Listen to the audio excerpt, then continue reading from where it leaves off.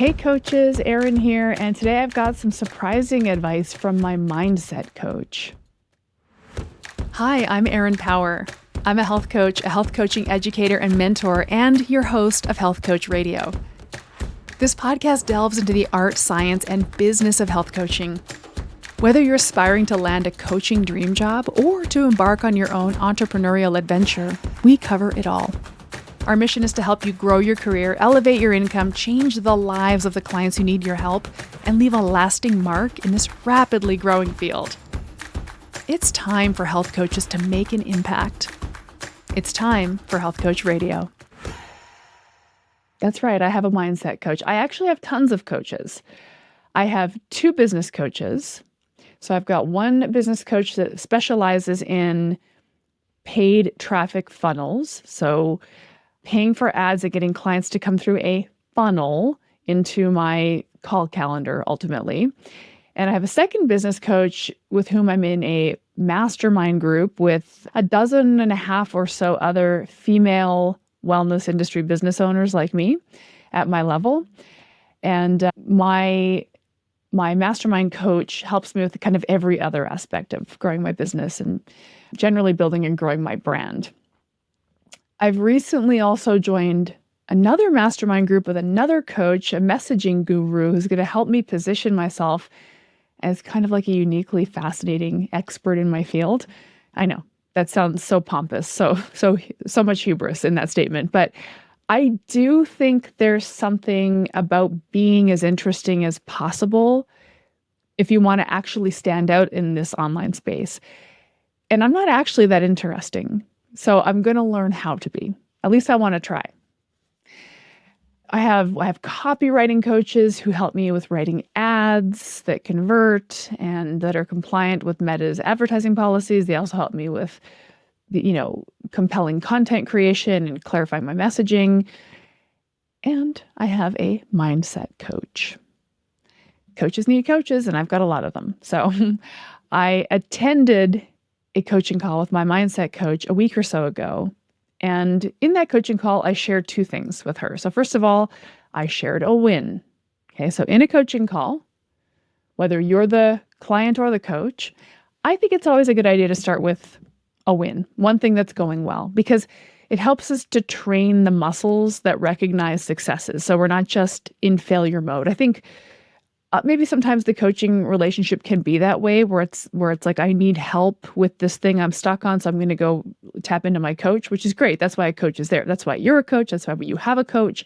You lean in for support. And in doing so, it's worthwhile and useful to just strengthen your connection to what is going well, not just the failures, not just the struggles. And to be really honest with you, the only reason I was on the call with my mindset coach was because I was struggling. I was feeling big failure vibes. More on that later. So my win that I shared with my mindset coach is that I consistently see struggles as opportunities now. I do. When I'm struggling, I see opportunity in that. And I can't say that I always looked at difficulty that way. And so in, trying to rack my brain to come up with a win, I was pretty excited to reflect on that and observe that although I'm kind of in the middle of some struggles, I didn't feel doomsday about it. Do you know what I mean? It wasn't the end of the world. I knew it was temporary and I simply needed to push through it or get through it. Never mind pushing through.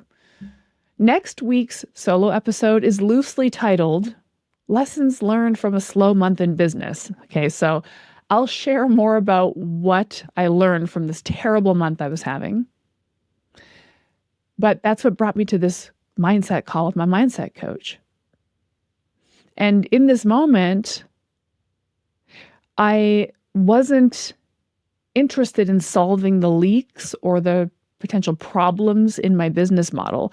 I was at this coaching call specifically to get my mind right so I could leverage my struggles into growth. And you know what? I think that's awesome. I can't believe I've become that kind of person. I wasn't born that way. I'm just like a lot of you. I struggle with, worthiness and imposter syndrome and all of those feelings that we have that keep us stuck. But through enough practice and enough failure and enough success, I feel like I've really developed that part of my personality that can turn struggles into something leverageable. And anyway, that's why I was at this coaching call. And that was also the win I wanted to share. Now, I want to validate that I think that sounds a little bro-y, what I just said. Kind of makes me sound like a bit of a biohacker, like self-optimization kind of guy. And I don't think it's realistic to pathologically reframe every struggle into growth and potential. And I think anyone who tells you that you should do that every time, or that they do that every time, that they never wallow when they're having periods of struggle and they only ever are launching forward and forward and forward, I think they're lying. Do you know what I mean? You see these pretty sanctimonious personal growth types who lead you to believe that they're just always on the upswing, even during the low points. Nah. I spend time in low points. I allow myself to wallow here and there, some self-soothing, but inevitably I dust myself off. I bootstrap myself back up because the only way out is through. And that's not sanctimonious self-optimization bro speak. That's just true. Are you a health coach who wants more hands-on coaching training? Are you thinking about becoming board certified? Primal Health Coach Institute's Master Coach Certification Program checks both of those boxes. It's live, so you get to ask questions as you go, and we cap the number of students for each round so you get individualized attention and plenty of opportunity to practice your coaching skills with faculty and peers. Coaches become great with experience, and this course fast tracks that educational experience so you don't have to spend years learning directly from clients. You'll know exactly how to coach for optimal results in just 12 weeks. It also prepares you to sit for the National Board of Health and Wellness Coaches exam so you can become a board-certified health coach. We only offer this certification program twice a year, and it fills up fast. So be sure to learn more at primalhealthcoach.com and reserve your seat soon. So my win was still believing that even my bad month was going to be good. So we start the coaching conversation with the win, and then that's sort of your ante. Once you've anteed up, then you can share your struggle. So my struggle, the thing I wanted help working through with my mindset coach, was how to deal with my feelings of inadequacy that were underlying this difficult sort of month I was having in business. There are things I need to fix in my business, whatever that is. I need to keep, consistent traffic coming through, keeping people engaged, nurturing, growing. I need to do all that tactical stuff, and I'm working on it. And I need to work on the way I feel about it. It felt like the opposite of everything I touched turned to gold. Like everything I touched turned to garbage. That's what I was feeling. That's the energy I was carrying around. My self-esteem had taken a hit, just a temporary one. And just so you know, this just happens. It's just going to happen. It's okay. It's fine. You'll live. My coach listened patiently as I tried to describe this. When I tried to describe it, I tried really hard not to be victim-y about it because I don't think the victim-y energy is very productive. So I tried to be pragmatic, allowing myself to feel things, but also just sharing, as directly as possible what I was feeling and why and how that was manifesting in my behaviors. And my coach asked very curious and exploratory questions to get some inventory of how I was feeling, how I wanted to feel, and then what was the barrier or the gap in between those two. That's coaching, baby. What do you want? Where are you now? And what's this no man's land between the two? And what's the next step we can take to get you closer to your desired outcome? So coaching 101. So how I was feeling was directionless, sluggish, pessimistic, irritated, a lot of those kind of low vibe feelings, What I wanted to feel was the exact opposite. I wanted to feel the exact opposite. I wanted to feel directional. I wanted to feel energetic. I wanted to feel optimistic. I wanted to feel delighted and inspired by what I was doing. So we had that sort of inventory. How do I feel now? How do I want to feel? And after a moment of thinking, she said to me, "Do you mind if I share an idea with you?" And this is a great coaching tactic, by the way. As a coach, we can offer suggestions, resources, and anecdotes. We can. I teach advanced coaching strategies at Primal Health Coach Institute, and there's a lot of question asking, a lot of active listening that's very crucial in the motivational interviewing skill set, the active listening piece. And the way active listening is often taught is this method of asking for more, teasing out what is already known and understood from within the client rather than teaching and telling and talking. But we can do some teaching and telling and talking as well. You're allowed. We can offer suggestions. We can offer resources. We can offer anecdotes. Absolutely. But we never want to set up the coach-client relationship as this like boss-subordinate paradigm. Like there's some hierarchy. So by asking permission to share an idea, the coach keeps the client in a leadership role. So my mindset coach said to me, "Would you mind if I shared some ideas with you?" And by doing that, she was keeping me in the leadership role. She didn't say, "Here's what you need to do." She said, "Would you mind if I shared some ideas with you?" Small change of language, but language is very crucial in this relationship we have. Jot that down, baby. Use that in your coaching conversations. So she said to me, "Is the weather nice where you are today by any chance?" And I looked out the window and I said, "Well, you know what? Actually, it is for the first time all summer. We had kind of a rainy summer and it was kind of miserable and hard to get outside, but today is quite nice." And she said, "Is there any good nature around or like a hiking trail? Preferably something," she specifically said, "preferably something that's pretty epic and like vast." Great words, epic and vast. And as it turns out, I live in Alberta, which is epic and vast.